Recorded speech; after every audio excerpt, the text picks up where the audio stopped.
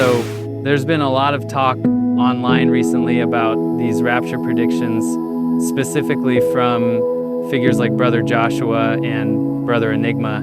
They claim God told them the rapture would happen on September 23rd. That day came and went. Then they shifted the date to October 6th, which also passed, then to October 16th, same result. A lot of people are now asking, if they're not hearing from God, then who or what are they hearing from? It's a classic, almost textbook pattern of failed prophecy. You have these incredibly specific dates announced with absolute certainty.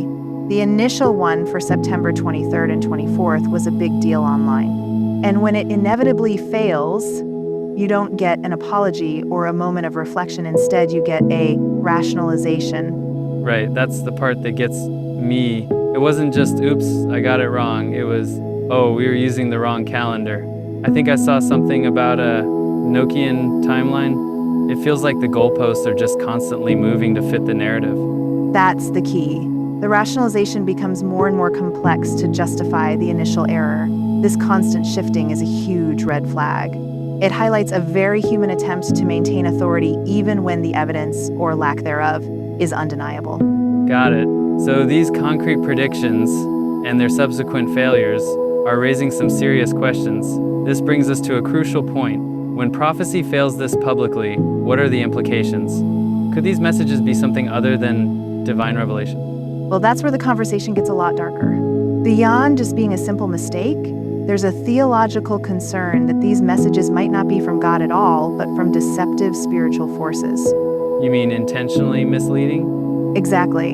The Bible itself warns about false prophets and deceptive spirits in the end times, often linked to the rise of a figure known as the Antichrist. The theory is that if these pronouncements aren't divine, then their purpose could be to deliberately manipulate faith, sow confusion, and ultimately make people more vulnerable to accepting a false leader.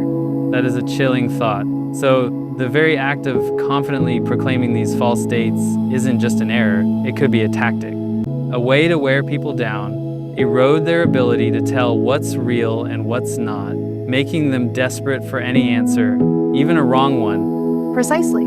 It creates an environment ripe for deception. When people's hopes are repeatedly raised and dashed by those claiming to speak for God, it can lead to a crisis of faith, or even worse, make them susceptible to the next charismatic figure who comes along with a powerful message, especially if that figure is the prophesied Antichrist.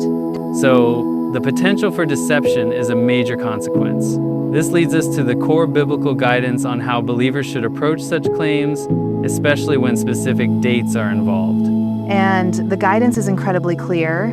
There's a fundamental scripture that basically counters all of this date setting. Jesus says, "Concerning that day and hour no one knows, not even the angels of heaven, nor the Son, but the Father only." It couldn't be more direct. So the Bible itself warns against this exact behavior. It does, which means the focus for believers shouldn't be on circling dates on a calendar. It should be on spiritual readiness, living faithfully according to biblical teachings, and using discernment. That's the real takeaway here. Discernment seems to be the key word. Test the claims against Scripture and stay focused on your own spiritual walk, not on dates that will inevitably just pass by. Absolutely. When you look at this whole situation, a few things stand out. The prophecies from Brother Joshua and Brother Enigma for September and October failed. The explanations involved things like Enochian timelines, but the Bible gives a test for prophets in Deuteronomy, basically saying if their word doesn't come to pass, God hasn't spoken through them. The deepest concern is that these voices could be demonic, meant to pave the way for the Antichrist. Ultimately, it all comes back to that core truth. No one knows the day or hour. The real job is to be ready, not to be a psychic.